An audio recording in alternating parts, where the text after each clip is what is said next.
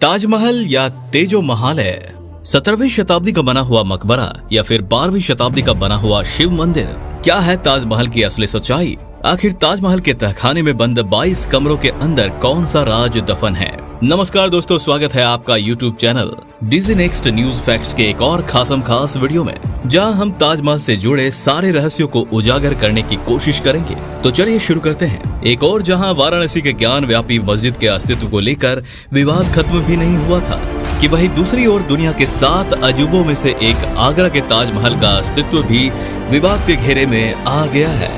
UNESCO के world heritage site में शुमार ताजमहल कोई परिचय का मोहताज नहीं है। ताजमहल सच्चे प्यार की बेमिसाल निशानी के लिए विश्व प्रसिद्ध है और दुनिया भर से लाखों लोग यहाँ घूमने और इसकी खूबसूरती का दीदार करने आते हैं। परंतु इस इमारत की ये खुशनसीबी भी इसे विवादों के घेरे में आने से नहीं रोक पाई है। ताजमहल को लेकर आखिर किस बात का विवाद है? ताजमहल को लेकर ये विवाद कोई नया नहीं है। इससे पहले भी ताजमहल के अस्तित्व को लेकर सवाल खड़े होते रहे हैं और ये दावा किया जा रहा है कि ताजमहल बनने से पहले यहाँ एक मंदिर हुआ करता था।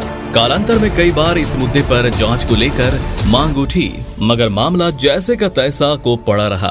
परंतु इस बार मामला थोड़ा गंभीर दिख रहा है। अयोध्या के बीजेपी मीडिया प्रभारी डॉक्टर रजनीश सिंह ने इलाहाबाद हाईकोर्ट में याचिका दायर करके ताजमहल के तहखाने में बंद इन 22 कमरों को खुलवाने की मांग की थी, ताकि इसके पीछे छिपे रहस्यों के ऊपर से पर्दा उठ सके। हाईकोर्ट ने खारिज की याचिका। ताजमहल के 22 कमरों के खोलने की याचिका को हाईकोर्ट ने खारिज कर दिया है और साथ ही साथ याचिकाकर्ता डॉक्टर रजनीश को कड़ी फटकार सुननी पड़ी है। हाईकोर्ट ने उनकी याचिका पर सुनवाई करते हुए कहा कि कल को आप कहेंगे कि माननीय जज के चैम्बर में जाना है। हाईकोर्ट ने यह भी कहा कि आपको जिस टॉपिक के बारे में पता नहीं है उस पर रिसर्च कीजिए, MA PhD कीजिए। अगर आपको कोई संस्था रिसर्च करने नहीं देता है तो हमारे पास आइए। अब इस मामले को याचिकाकर्ता doctor Rajneesh Singh supreme court ले जाने की तैयारी कर रहे हैं। अब आइए ये जानते हैं कि ताजमहल को लेकर विवाद की शुरुआत किस प्रकार हुई।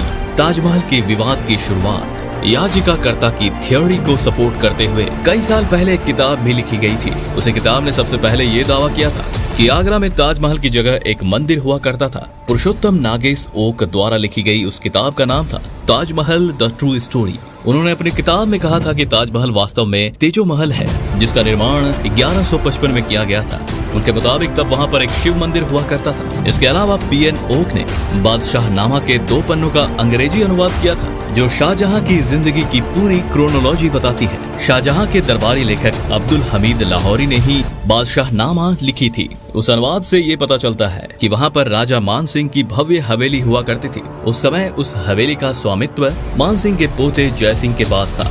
शाहजहां की बेगम मुमताज को दफनाने के लिए इसी जगह को चुना गया था और शाहजहां ने राजा मान सिंह के पोते जय सिंह से उनकी भव्य हवेली मांगी, जो कि शाहजहां को देने के लिए तैयार हो गए।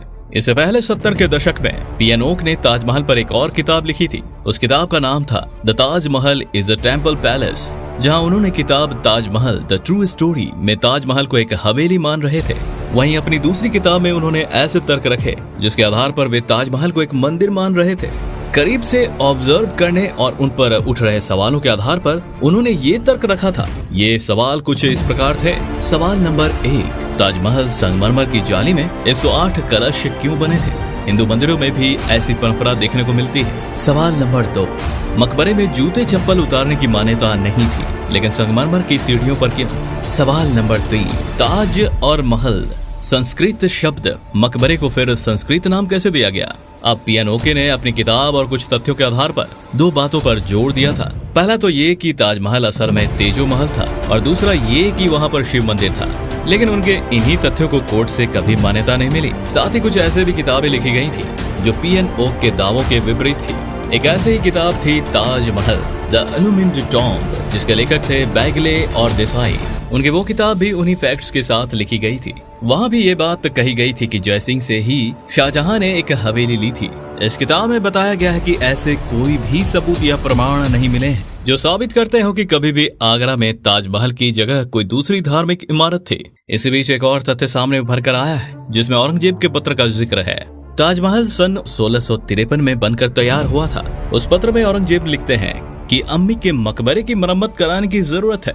औरंगजेब की अम्मी यानी शाहजहां के बेगम मुमताज, इससे यह स्पष्ट होता है कि ये बातें ताजमहल को लेकर कही जा रही हैं। अब गौर करने वाली बात ये है कि अगर ताजमहल 1653 में ही बनकर तैयार हुई थी, तो इतने नए और भव्य इमारत को फिर से मरम्मत करने की जरूरत क्यों पड़ने लगी? शायद इसलिए क्योंकि वह मकबरा कुछ ज्यादा ही पुराना रहा होगा, जो इस बात की तरफ इशारा करता है कि जरूर ताजमहल बनने से पहले वहाँ पर कोई और दूसरी इमारत रही होगी। आखिर क्या है ताजमहल की सच्चाई? ताजमहल से जुड़े विवादों को तूल पकड़ते देख आर्कियोलॉजिकल सर्वे ऑफ इंडिया ने भी अहम कदम उठाया है। ताजमहल के तहखाने के कमरों को खोलने की याचिका के बाद हुए विवाद को रोकने के लिए ASI ने तहखाने की तस्वीरें जारी की है। इन तस्वीरों को ASI के ऑफिशियल साइट पर जारी किया गया है, जिसे कोई भी देख सकता है। ये तस्वीरें संरक्षण के समय ली गई थी। उन तस्वीरों में यहाँ मंदिर होने के कोई साक्ष्य सबूत नहीं मिले हैं। अब तक मिले सारे सबूतों के आधार पर यह दावा जरूर किया जाता है कि ताजमहल की जगह पर उससे पहले एक हवेली हुआ करती थी, लेकिन वहाँ पर मंदिर होने के कोई पुख्ता या प्रत्यक्ष सबूत नहीं मिले हैं। अब आने वाला वक्त ही बताएगा कि समय के साथ ताजमहल से जुड़ी और कौन कौन से रहस्य उजागर होने बाकी है, और क्या विषय पर आधिकारिक तरीके से जांच होगी, या फिर ये मामला यूं ही दब जाएगा। ताजमहल से जुड़ी इस गुत्थी को सुलझाने का हमने भरपूर प्रयास किया। आपको क्या लगता है दोस्तों कि क्या ताजमहल वाकई में एक शिव मंदिर था, और क्या इसकी जांच होनी चाहिए या नहीं? कमेंट में लिखकर जरूर बताएं। दोस्तों आज के लिए बस इतना ही। अगर आपको वीडियो पसंद आया हो तो इसे लाइक करें, और ऐसे ही इंटरेस्टिंग वीडियोस को देखने के लिए हमारे चैनल को सब्सक्राइब करें। धन्यवाद।